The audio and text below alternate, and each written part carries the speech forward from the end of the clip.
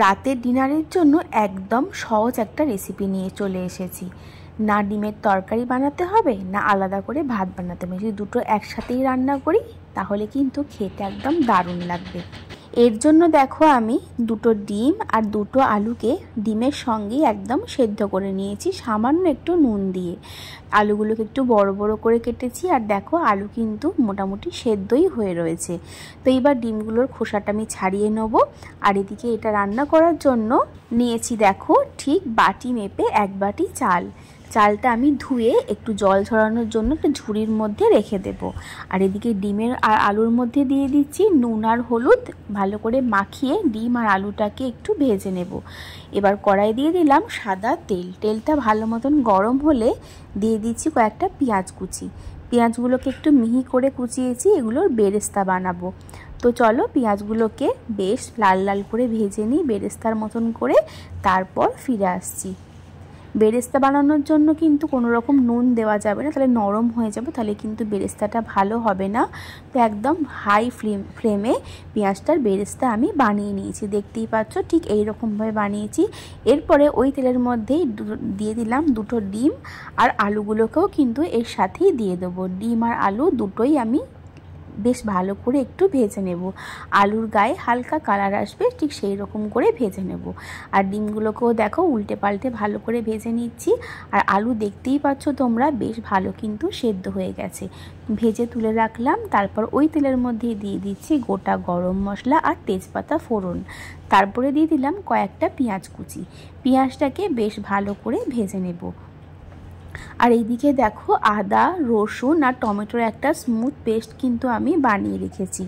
আর ওইদিকে আমার পেঁয়াজটাও কিন্তু দেখো ভাজা হয়ে গেছে লাল লাল করে। এইবারে আমি ওই যে আদা রসুন আর টমেটোর পেস্টটা করেছিলাম সেইটা দিয়ে দিচ্ছি। মিক্সির বাটি ধুয়ে দিলাম সামান্য একটু জল। তার প্রথমে ভালো করে এই মশলাটাকে একটু কষিয়ে নেব। এর মধ্যে কিন্তু কোনো রকম হলুদ গুঁড়ো আমি ব্যবহার করব না। দিয়ে দিচ্ছি স্বাদ মতো নুন, দিয়ে ভালো করে মশলাটাকে কষাবো যতক্ষণ না মশলার থেকে তেল রিলিজ করছে।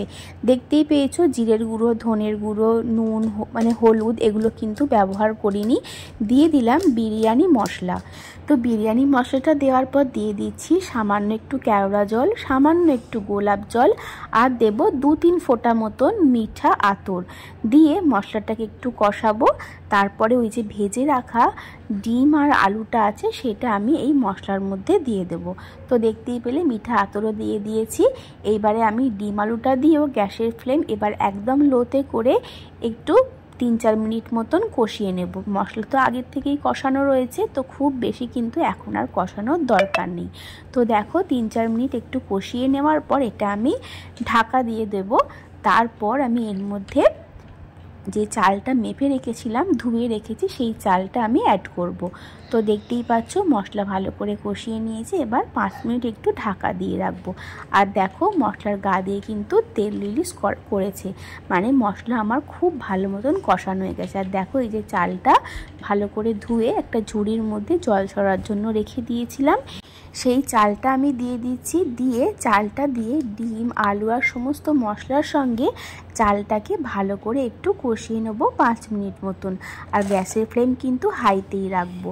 তো দেখো চালটা 5 মিনিট মতন কষিয়ে নেব। আর এইদিকে যেই বাটি মেপে চাল নিয়েছিলাম ঠিক সেই বাটি মেপেই একটা অন্য পাত্রের মধ্যে জল নিয়ে নিচ্ছি। আমি মোট 1 বাটি চাল নিয়েছিলাম, তার জন্য আমি পুরো 2 বাটি কিন্তু জল দিইনি, যেহেতু চালটা আগের থেকেই ভেজানো ছিল সেই জন্য লাস্টের বাটির জলটা আমি একটু কম দিয়েছি, মানে 1.5 বাটিও নয় আবার 2 বাটিও নয়, সেরকমভাবে জল দিয়েছি। এদিকে দেখো একটা বাটির মধ্যে উষ্ণ দুধ নিয়েছি, তার মধ্যে দিলাম মিঠা আতর কেওড়া জল গোলাপ জল দিয়ে ভালো করে একটু গুলিয়ে রেখে দেবো চাপা দিয়ে, যাতে এর গন্ধটা চলে না যায় তার জন্য। তো দেখো এটা ভালো করে মিশিয়ে নিচ্ছি, এটা আমি চাপা দিয়ে রেখে দেবো। এবার দেখো জলটা কিন্তু আমার খুব ভালো মতন গরম হয়ে গেছে, দেখতেই পেয়েছো। এইবারে আমি যে চালটার সঙ্গে মশলা আর ডিমটা ভালো করে কষিয়ে রেখেছিলাম সেইটা আমি তার মধ্যে এই গরম জলটা আমি দিয়ে দিলাম। গরম জলটা দিয়ে ভালো করে মিশিয়ে নেব। আর একটু ঢাকা দিয়ে গ্যাসের ফ্লেম লো টু মিডিয়ামে করে জালটা ফুটে ওঠা পর্যন্ত রান্না করব। 3টে কাঁচা লঙ্কা দিয়ে দিচ্ছি, ঝাল ঝাল খেতে বেশ ভালো লাগবে, তার জন্য এবার আমি এটা ঢাকা দিয়ে দেবো। যখন জলটা কমে চালের সাথে সাথে মিশে যাবে ঠিক ততক্ষণ পর্যন্ত এটা রান্না করব লো টু মিডিয়ামে।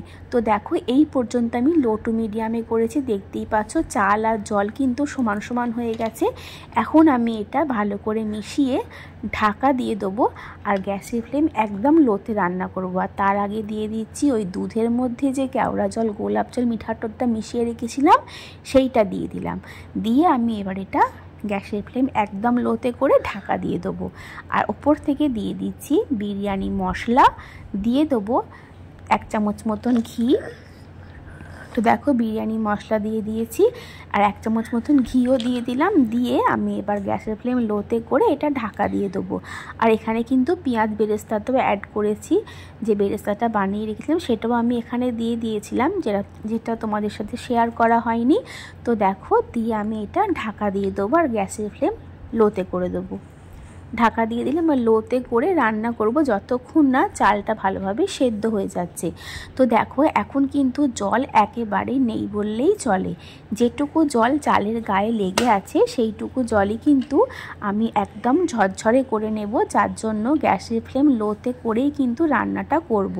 আর দেখো এখনই কিন্তু ঝরঝরে হয়ে গেছে, আর যেটুকু জল ছিল সেটাও কিন্তু 5 মিনিট মতো লোতে রেখে আমি রান্না করে নিয়েছি। তারপর ঢাকা দিয়ে দিয়েছিলাম, তারপর একটা অন্য পাত্রে দেখো ঢেলে নিয়েছি। দেখতেই পাচ্ছ কত সুন্দর হয়েছে, আলুও সুন্দরভাবে সেদ্ধ হয়ে গেছে আর চাল তো একদম ঝরঝরে ঝরঝরে ভাত হয়েছে। তো দেখো তৈরি হয়ে গেল আমার ঘরে থাকা চাল আর ডিম আলু দিয়েই, এই ঘরোয়া উপকরণ দিয়েই খুব সাধারণভাবে বলতে পারো এগ বিরিয়ানি, 1 পট এগ বিরিয়ানি। তোমরাও কিন্তু ট্রাই করে দেখতে পারো। দেখো একটা চালও কিন্তু ভেঙে যায়নি বা মানে জল জল নেই, পুরো ঝরঝরে হয়েছে। আর সাথে কিছু শসা রেখেছি। তো রাতের ডিনারে কিন্তু তোমরা ঝটপট করে এটা বানিয়ে ফেলতে পারো। ভিডিওটা কেমন লাগলো অবশ্যই কিন্তু কমেন্ট করে জানিও। ভালো লাগলে তোমরা ট্রাই করো আর আমার চ্যানেলটা কিন্তু সাবস্ক্রাইব করে দিও। তাহলে আজকের মতন আসি, সবাই খুব ভালো থেকো।